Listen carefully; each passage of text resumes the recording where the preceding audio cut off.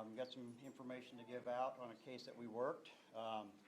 I'm Sheriff Danny Boyd with the Berry County Sheriff's Office, and I'm here to announce a significant development in the 1999 homicide investigation of Justin Hocutt. On Thursday, July 23rd, 2026, David Scott, Bobby Ray Scott, and Mark Westcott were taken into custody and charged with murder in the first degree in the connection with Justin Hocutt's death. For more than 26 years, Justin Hocutt's name has remained in the hearts and in the minds of many throughout our community. For 26 years, this case remained unsolved. Today's announcement represents an important step towards justice for Justin, his family, his friends, and our community. Justin was found deceased on the railroad tracks in Seligman, Missouri on October 10th, 1999. He was only 14 years old. His death was quickly determined to be a homicide, and the Scott brothers were identified early in the investigation as suspects. Through the renewed investigation, investigators determined that Justin had been at a residence in Seligman where he was violently assaulted. Investigators further alleged that following the assault, Justin's body was placed on the railroad tracks in an attempt to conceal the crime. Although the Scott brothers were identified as suspects early in the original investigation, our review found documentation indicating that criminal charges were ever formally sought after either by the Sheriff's Office or the Berry County Prosecuting Attorney's Office. I first want to recognize the Hocutt family. When this case was reopened, the family came in and talked to the sheriff's deputies and our detectives. They answered some very difficult questions once again and placed their trust in our renewed investigation. Their patience, their strength, and their unwavering faith throughout this process have been deeply appreciated. No family should have to wait 26 years for answers. Yet they never gave up hope this day would come. This investigation required an extraordinary collaborative effort involving multiple agencies and hundreds of hours of dedicated investigative work. In the fall of 2025, my administration began a comprehensive review of every report, every document, and every piece of evidence associated with Justin's case. Lieutenant Gary Allen and evidence technician Sarah Miner meticulously examined boxes and cases of files and evidence, reorganizing the entire investigation to meet current law enforcement standards and ensuring nothing was overlooked. As we reviewed the original case, it became clear that investigators faced more than passage of time. We identified significant deficiencies in the original investigation that required us to revisit evidence, locate witnesses, verify information, and reconstruct large portions of this case. While we cannot change what happened in 1999, we could ensure that every available lead was thoroughly investigated using today's investigative standards. Our investigative team consists of Major Angela Cole, Sergeant Abby Parsons, Detective Jeremy Berner, and Detective Billy Forster. We believed from the very beginning that this case could be solved. They committed themselves to reviewing countless hours of interviews, re-examining evidence, locating witnesses, and conducting numerous follow-up interviews. Their determination and professionalism never wavered. By February of 2026, it became clear that this investigation warranted additional resources, and we requested assistance from the Missouri State Highway Patrol. I want to express my sincere appreciation to the Missouri State Highway Patrol for its commitment of their personnel, expertise, and investigative support. Master Sergeant John Mason joined the investigative team early in the process and worked side by side with our investigators. He conducted interviews across multiple states, helped locate individuals with information relevant to the case, and provided valuable investigative assistance. His dedication, along with the support of the Missouri State Highway Patrol, was instrumental in bringing this case to where we are today. I also want to thank the Berry County Prosecuting Attorney Amy Box for making this case a priority and for working closely with investigators throughout this process. Her guidance and commitment have been invaluable, and her office will continue to play a critical role as this case proceeds through the judicial system.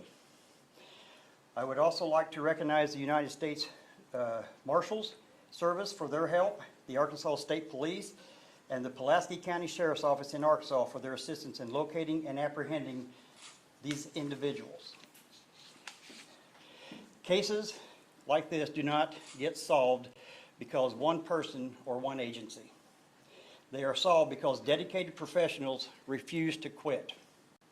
They are solved because investigators to continue to follow the evidence no matter how much time it has passed. The investigative demonstrates the value of teamwork, persistence, and an unwavering commitment to seeking the truth.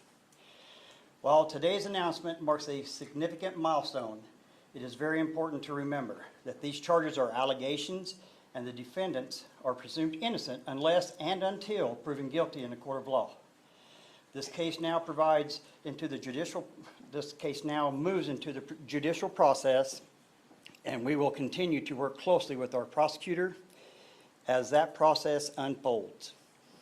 To the Holcutt family, we hope today's announcement brings you one step closer to justice for Justin that he deserves. Finally, I want to make one thing clear. Time does not ease responsibility. No matter how many years has passed, this sheriff's office will continue to pursue justice for victims and their families. We remain committed to investigating unsolved cases, following every credible lead, and holding those responsible accountable under law.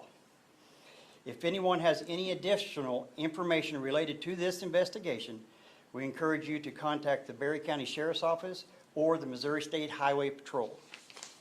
With that being said, I'm going to have Sergeant Mason with the Highway Patrol. He's going to come up and talk for a few minutes, and then we will have Miss Amy Box get up and talk for a couple minutes. Like I say, these guys will give you some more, hopefully, information that you guys might want to hear. All right?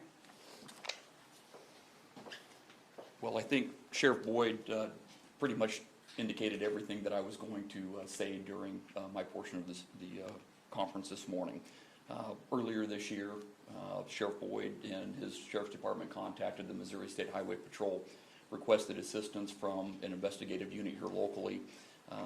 During an initial meeting with Sheriff Boyd, he and his team had indicated that they believed this case was still solvable, that individuals that were originally identified during the first investigation were still believed to be suspects or persons of interest in their current investigation, which they were conducting. Back in February of this year, myself and other Highway Patrol investigators joined the investigative team, met up here at the Sheriff's Office multiple times to review the cases or the case that was previously conducted in 1999 and the years following. At that time, we were able to determine that, yes, the case was handled probably not as efficient as it should have been at the time, and additional work needed to be conducted prior to getting individuals charged in Justin's death. At that time, we started from square one. Any individual that was identified as a previous witness or suspect in the investigation, we went out and conducted additional interviews with all those individuals. This is an active investigation still at this point, even though the individuals that are alleged to have beaten Justin are currently in custody. Both agencies continue to investigate this as an active investigation. Again, as Sheriff Boyd stated, we are currently looking for any additional witnesses or information that might assist us in the prosecution of the individuals that are currently charged. I think many of you have questions why that it's taken 27 years to finally get these individuals in custody or that they are currently facing murder charges. As Sheriff Boyd stated, there were some deficiencies in the original investigation. We were able to go back and look at some of those and explore other avenues in getting witness statements. I will tell you that the Scott family has been a big part of the Seligman community for a long time. They were known to be violent individuals, and I can tell you that some of those witnesses were afraid to come forward. And so at this time, we still get contacted quite frequently to let us know that they are willing to cooperate. And frankly, since individuals have been arrested, I received a phone call the day after that they were arrested, and somebody was willing to cooperate in the investigation. So as previously stated, we're looking for any additional witnesses, anybody that's willing to provide information or evidence in the case, if you will contact the Berry County Sheriff's Office or the Missouri State Highway Patrol. Thank you. I'll be very brief. I'm Amy Box, the Berry County Prosecutor. A couple of weeks ago, the Berry County Prosecutor's Office was sent a report on a new investigation of the 1999 murder of Justin Hocutt. Based on a review of that investigation and the probable cause statements submitted with it, charges were filed against Mark Scott, Bobby Scott, and David Scott for murder in the first degree. Thanks to the joint efforts of the Berry County Sheriff's Office and the Missouri State Highway Patrol, we are finally able to seek justice for the Hocutt family. One of these individuals is in custody here. 2 are in custody elsewhere. I believe one of them this morning waived extradition. We are pursuing a governor's warrant for the other. That's the current status. That's really all I can tell you at this point. Thank you. Skip, do you want to say something you say? Well, I can say it from here. When Danny ran for sheriff, he made the promise that he would open this case up, and he's did exactly that. I want to thank him from Berry County citizens and his staff and what John has done on this. I always thought this case was solvable, and I think they're going to prove that they've done a lot of work on it, and maybe Justin's death won't be in vain. Does anybody have any questions? Everybody knows that, of course, it's still a pending investigation, so our answers are kind of limited on what we can really say about the case right now. Does anybody have anything they want to ask? Were the Scotts boys always the main suspects? Yes. When was the last time that they were interviewed before this? Would have been back when the initial investigation back in 1999. How hard is it, because people's memories change over years, to re-interview people and be confident you're getting the correct information? And that's part of it, that anytime a lead comes in, we take that lead and we have to follow up on that to make sure that what they're telling us, they know kind of what they're talking about. Because you do get a lot of people that call that as speculation. You know, this is what we heard. Well, we can't go by what you heard. We have to have factual information. So we did struggle with that.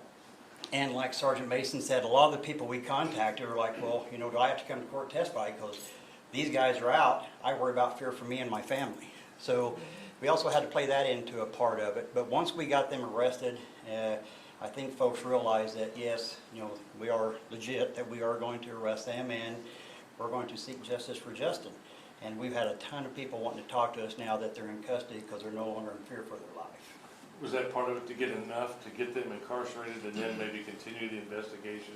Right. We had some facts stating where we're at today, you know, for the arrest, but it did help that we got them in custody and had people come forth. Kind of off of that, are you investigating solely off of witness testimony, or is there physical evidence that you can still use today? We do have some. We had to resend some stuff back to the lab because, you know, over 26 years, things change. So we did get some stuff back from the lab. We've had to resubmit stuff. So we do have some stuff there, but it's very limited. Anything else? This is not, the first case in our region where it's basically a lawful solved or at least arrest made down the line. Is that in part due to improvements in technology and law enforcement general tactics and best practices? Well, on this case, I can actually vouch that we had to go back from day one and start basically pretty much all over. We did go by some of the prior reports, the interviews with the suspects, but we basically had to start from scratch. And it was over 26 years. You can totally understand the battle that we fought trying to get to where we are today. Is that frustrating, that process? It's very frustrating because I got elected in 2020, and the very first thing that they ask is, are you going to open this case up? And yes, we was willing to do that. It's bad it took us 6 years to get to where we are today on my part, but we never gave up on this case, and we really started focusing really hard about February, and we made put a team together, and we worked on this. Like I said, we put several hours into this, 100 hours, trying to get this solved. And as you can see today where we are, this is a huge accomplishment, not only for the sheriff's office, but for the Hocutt family. When you committed to reopening this case and looking at it again, what was your level of optimism regarding actually getting? After we reviewed the prior files, we knew this case was solvable. And matter of fact, KY3 put out a deal in February, and we even stated that on our interview that this is 100% solvable. So we had a lot of faith that this could be solved. The reaction of the suspects, I mean, they thought they'd gotten away with it all these years. What was their reaction? Well, the one that's in here now, I wasn't there for that interview, but the other two, it's pretty typical. You know, they're going to be denied. They denied any part of it. So, but that's pretty common. I mean, after 26 years, I would think that if I got by with it this long, nothing's going to happen. But they're wrong. What caused you to push forward and more aggressively look into it, and who from the original investigation are you consulting with still today? Like I said, Mr. Mason, he could probably come up and answer that, because we brought the Highway Patrol in because we knew we had some victims that lived out of state. And it was hard for us to do that, to interview them. So we brought in the Highway Patrol to help us with that. Do you want to elaborate anything on that? During the original investigation, the incident was originally investigated by American Missouri Railroad. This is not an investigation that I believe would typically be investigated by the railroad. At that time, during the original homicide, the Sheriff's Department, I would say, played what we'd call like a second chair to the investigation. So at that point, they would have just been an assisting agency.